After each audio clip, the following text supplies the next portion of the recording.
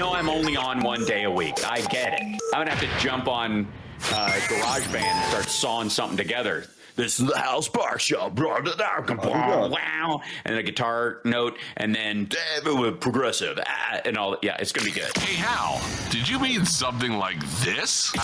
This is the Hal Sparks Show. Wow, and a guitar note, and then progressive, and all. Yeah, it's gonna be good. The Hal Sparks radio program, mega worldwide. Yeah, it's gonna be good. By the way, one of the best ways you can support the show is going to fwank.com, FWANQ.com. That's on Twitch, twitch.tv/HalSparks. That's where it'll take you. And you can subscribe. We're trying to get to 1,000 subscribers on there, and you can help, especially if you have Amazon Prime and you never use it for anything other than speeding deliveries to your door. Apparently, it gives you a free subscription every month, and you can give it to us, and that would help the show. See, it's a win-win. Now, if you do watch the regular feed of the show when I'm on daily at 3 o'clock Pacific time, and I go through all the news as it's coming down, and I play back full segments of Fox News and other shows, not edited, not cut down, not sliced up to make my point. You hear me, Laura Ingraham? Using the entire context of what they post as exemplary of their ideas. One of the things that they hung on was this indictment, the first indictment that Durham put down about somebody lying to the FBI about who their employer was. Now, I'm here to tell you, by the way, that's not going to go anywhere. That the contemporaneous notes at the time by the FBI agent don't mention even a question being asked of the person as to who was employing them.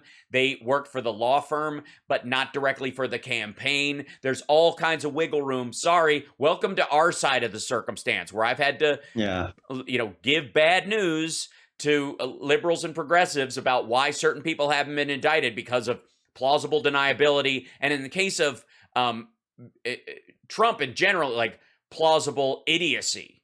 I mean, that genuinely is going to be his escape plan for the entirety of the Jan 6 thing, because even the Georgia thing, because he's going to say he thought there really were 100,000 votes that were his. And when he said, just find me 17,821, all I was saying was, you don't have to find all the votes I believe exist. I wasn't trying to manipulate him. Believe me, that's the plan. That's how it's going to come down.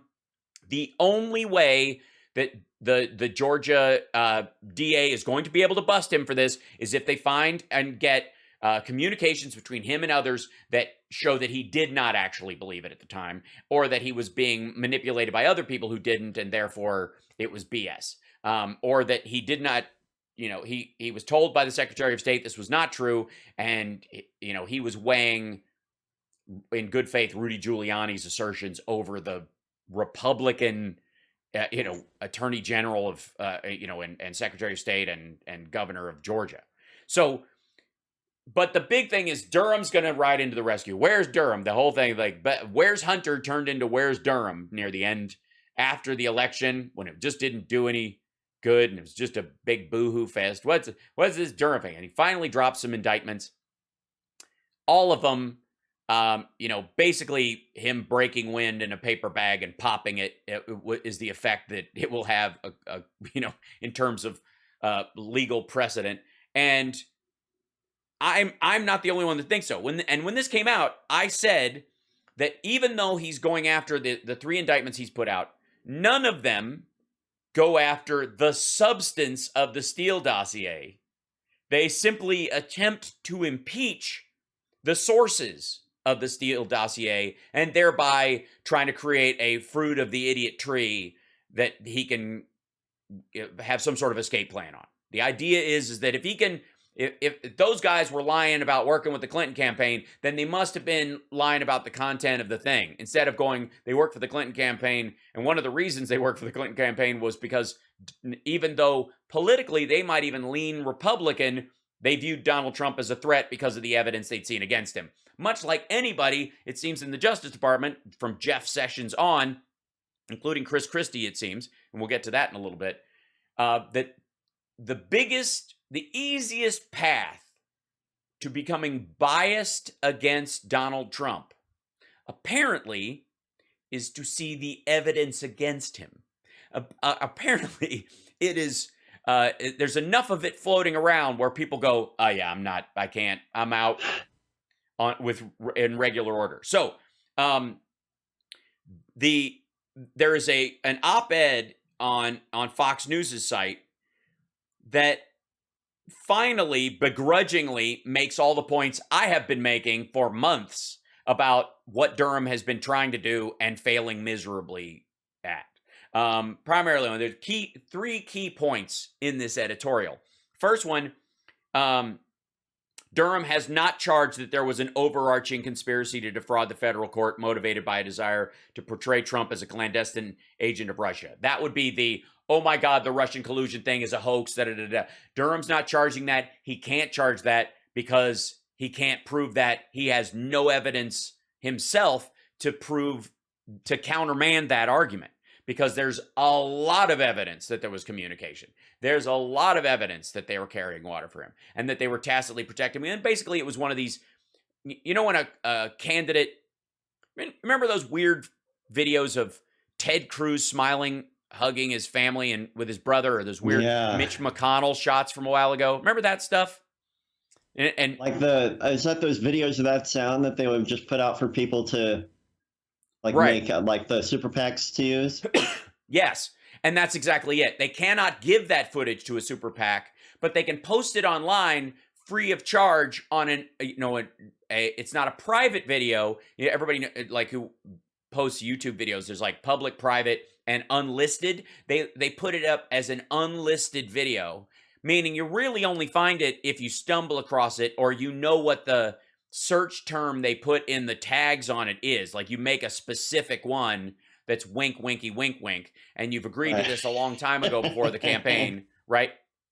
And then what they do is basically whenever they know you've been filming, which they of course know because it's silly, they post that video and then they do a search for that search term and it only comes up for that video because it's a long string. It's like a password almost. And then they download it, and then the campaign takes the video down. They just remove it or delist it. They make it private.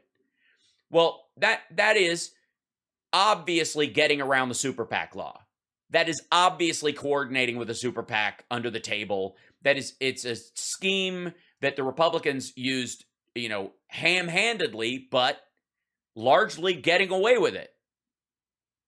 And that's effectively, they learned it effectively from Trump in some ways, because that's the Russia-Trump connection. How do you do it, through material, like you hand deliver the password so it's never written down digitally, and then you post the thing and pretend I didn't think anybody was going to see that kind of stuff. And that's also how Russia warns you that they got you as well. They post something in a digital form that's only followable by a certain link, and then somebody hand walks the link in, and somebody has to type it in by hand, and then they go, "Oh crap, pee-pee tape," and then they and then it's hidden again, right? And then they take the video down so nobody else can have it. They still have compromise on you, right? So that's how it's been working. It's how it's worked. Trump has just outlived his usefulness, and Putin has his own problems because Biden got us out of Russia, and because of their connection to Uzbekistan and how ISIS-K and many people in the Taliban still feel about Russia. They have enough problems right now. The same thing with China and ISIS-K and the Uyghur connection. It's a mess for them right now. But okay, so the second point was, and this is the point I was making as we talked about any of the Durham indictments that were coming down. The two defendants recently indicted, Sussman and Danchenko, are not accused of lying about the substance. And this dude puts it in italics so that he's drawing attention to this because he's trying to let Trumpers down easy. He's trying to land this plane because they want to crash it into the earth, right? About the substance of the sensational Steele dossier allegations. To the contrary, they are merely accused of lying about their sources, who they were and where they were coming from. Many out of distrust because Trump was now in charge of the DOJ, and there was a concern that he was seeding people into the FBI, and so they were worried about saying where it came from at the time. That would be a singular argument why these guys would totally get away with saying this. Sussman, a former government cybersecurity lawyer, is said to have misled the FBI by insisting that he did not represent any client and claiming that Trump was using a Russian financial institution, Alpha Bank, to conceal communications with the Kremlin, which is true because he's not lying about that. Because he, in the same way that Steele, after he went to the Hillary Clinton campaign with his findings and all this stuff after the Washington Free Beacon had bought it and didn't want to do it because they were now backing Trump, he's like, but this is a crime. He took it to the Clinton campaign. They went, this is too dirty for us to use. We think we're going to win anyways. So he took it to John McCain and the FBI going, you don't understand. There's a chance this guy could win. And he's a puppet for these psychopaths who snuff people in parks in Berlin. We're weeks, months away from this happening here. So that's why he went there. So the third one is, and then we got to take a break. And oh boy, this one's the best part. He has a whole paragraph on this one where he's just trying to cradle the, Mike Pillow's head as it hits the cement. You know what I mean? Like there's no way to stop it from hitting the cement, but he can surround it in as much puffery as he can. The charges against Sussman and Danchenko do not rise or fall on whether the Steele dossier is complete fiction or the God's honest truth. It is irrelevant, which is also like him trying to, they're not saying that, and this doesn't disprove it, and don't worry, that's not what this is about, and Durham knows it. Now, undoubtedly, Durham has concluded the dossier is nonsense. No, not undoubtedly. That's his assertion. He's trying, again, this is a Fox News editorial. All of the people who once touted appear desperate to distance themselves from it. Yeah, I don't. No. And I think they've moved on just because because January 6th is a bigger problem than the Steele dossier. PP tape is the least of our problems at this point. And Steele himself described it as raw intelligence that needed to be investigated. Right. He always did. He didn't say it later. That's always what it was. But that said, and this is the one that gets him. But that said, Durham has not formally alleged that the dossier is false. That's the last sentence in that third section where he desperately tries. He's trying to let you guys down easy. He's trying to tell you that Durham is not disproving that this is, Sean Hannity ran graphics all week. Every time Durham busts somebody, it's all about how the dossier is false and Durham is proving it, and that's what this proves. No, he isn't. And he has no ability to. Sorry. But that's what they have to say, because if any of it's true, all of it's true as far as their mythology around Donald Trump. Because they have to make him a deity at this point so that they can make him a martyr later, because the man is a mess. And that's the biggest albatross around the Republican neck going into 2022. Don't believe the hype about current poll numbers for Biden or any of that stuff. It's not going to wash next year. It simply isn't. It's an opportunistic thing. The problem they have to face is that week by week, month by month, Trump is becoming more of a problem for them. And there are now Republicans writing books about what do we do to get this guy away from us. We'll be back right after this. It's the Hal Sparks Radio program, Mega Worldwide on WCPT Radio, Chicago's Progressive Talk. We're here every Saturday. You can join us on the radio or at infotainmentwars.com. This is Damian Perdue of Think Theory Radio, Saturdays at 6 p.m. You're listening to Hal Sparks' radio program, Mega Worldwide. I thought there was going to be like a new one every break. I was so excited. You want more, Hal? We'll give you more. Hal Sparks' radio program, Mega Worldwide on Chicago's Progressive Talk, WCPT 820. Hoo-yah!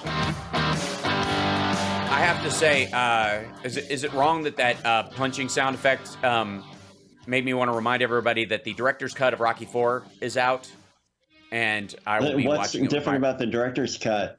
He just went through it and redid the sound and some of the fights and tightened up some of the shots and okay. Just basically it's put like a remaster.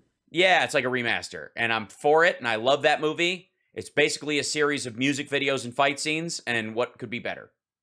That's the chicken montage, right? No. That's 3.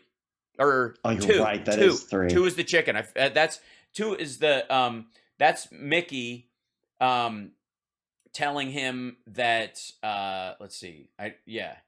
Where is it? I think 3 is Feel the like a chicken. Kentucky Fried Idiot. Right. That's the where he chases the chicken around. Feel like a Kentucky Fried Idiot. Right. That's the again, some solid writing from Sly on that one. Remember, he wrote those movies. He didn't just star in them. He made you think he was dumb because he's actually a good actor. All right. So the fourth part of this, there's 2 more pieces to this Fox News editorial that again is gotta be such a drag. I mean, there's no way this guy's getting on any Hannity or Tucker segments anytime soon.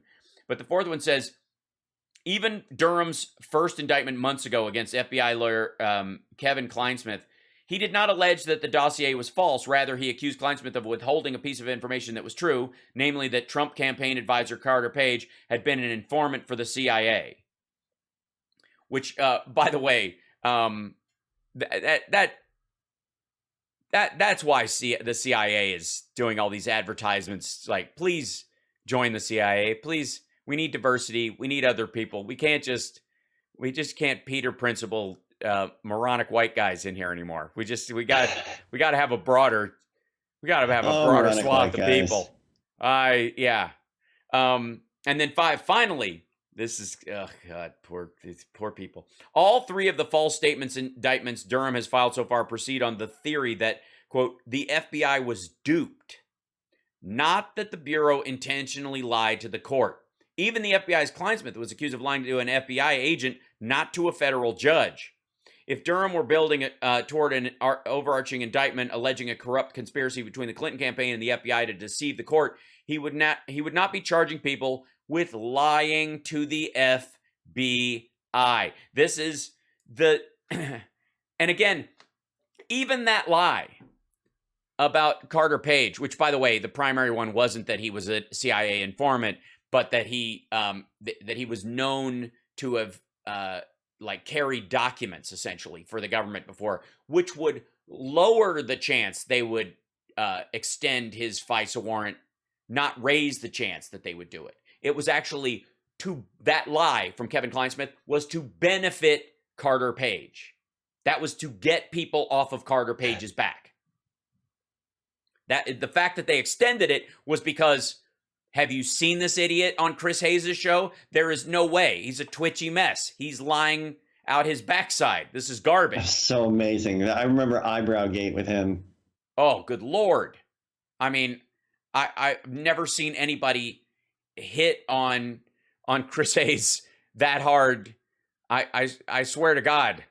His tells were ridiculous. Yeah, Chris Hayes' wife got pregnant for the second time just from that interview, just from the eyebrow movement. That was amazing. Yes, Carter Page is a liar and a moron, and his entire job was to carry paper for the Trump campaign. Fly to Russia, where we know you have connections. He met Sergei Lavrov at the RNC. He's a courier. He's a paper courier. The only reason they're like, well, there aren't any emails pointing to that's because nobody in their right mind is stupid enough to email Carter Page anything. Are you kidding me? Would you, all right, you have to use Carter Page to convey a secret. Do you text him? Or do you go, this idiot will leave his phone on the train? Or do you give him a piece of rice paper or like with one of those foldy things? Yes, right. Carter, pick a color. Yeah, it's a cootie catcher. You use a cootie catcher. Yeah. Now eat this when you're done, Carter. Why is he stuffing it up his backside? And then he just eats it right away. He rates it. Yeah, wait till we got to do another one. So that whole segment, that's about trying to bring, there's a movement, Liz Cheney and Kitzinger are out on the forefront of this, obviously.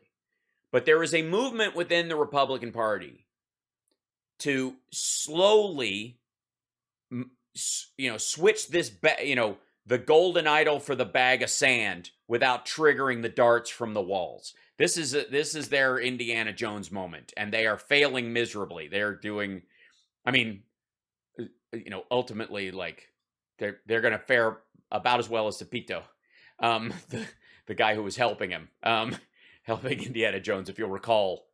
Throw me the idol, I'll throw you the whip. Like, right. So doesn't work out. Yeah. So these guys are trying desperately to try and right this ship while putting on a brave face, while decrying it's a terrible inflation in the United States is terrible. Well, guess what? It's terrible everywhere. And everywhere else, there are no rising wages to correspond. Now, is current inflation because of supply issues outpacing or oil and gas because China is buying up everything? This is an open market, kids. Energy's an open market. I thought Republicans were free market capitalists, or at least fair market capitalists. I guess that's the bend, right, between the two. So, but at some point, they seem to think that Canadian shale oil is American. I've yet to figure that out. That Canadian companies should be able to put pipelines across U.S. territory when they're simply just bringing their oil to market. They're not giving it to us. Like this little piggy. Yeah, like we're putting a tap on it, like getting maple syrup out of a tree in an old Warner Brothers cartoon or something. Yeah, they just run their thing through, and the Canadians are really good, so we just stick a tap on there, and you can just fill your car up. It's nonsense. And so defending Canadian shale oil, and then of course saying somehow that Exxon, Chevron, Shell, the American companies that produce oil not just here but all over the world, somehow owe it to the American public to charge less for a commodity that everyone in Europe is using hand over fist right now as everybody tries to get their economy back. We're using it. South America's using it. Europe's using it. Like Russia has turned off one of their primary natural gas spigots to Europe because they need it. But are you hearing that conversation on the news when we talk about gas prices in this country? Are you? No, you're hearing it talk about it as if Jimmy Carter is arguing with OPEC in 1977. Right. It's all just Brandon's and that fault. COVID never happened. And like, right? Like let's just pretend that whole thing. We had a surplus. No, we didn't. We weren't going anywhere. And all of the price things, please, we do this on my show all the time, but whenever someone gives you a percentage, and not the actual number, the mean number, they're telling you a narrative. And if they give you the mean number without giving you the percentage, they're also telling you a story. This is up 300%. Okay, what does that mean? It means one person kind of did it, now 4 people are doing it. That's what they mean. If you hear that, then you're like, well, then why are you telling me 300%? That sounds extraordinary and outlandish and like it's overwhelming and the most important thing in the world. And it clearly is not. Statistically, it has no meaning in my life whatsoever. Meanwhile, if what you're going to be hearing, and keep an ear out for this, kids, over the next couple of weeks especially, year over year or year to date, up some percentage. Because last year, everything cratered. So compared to 2019, are we up? Yeah. But a measurable amount that you would consider after we've been through a pandemic. But compared to last year when no one was going anywhere and businesses were shuttering all over the place, of course prices are up compensatory to that. As are wages because people were broke.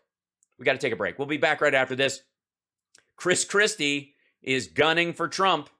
And he may be the first out of the gate, but he's not going to be the last. This is the real 2024 race. We'll be back right after this.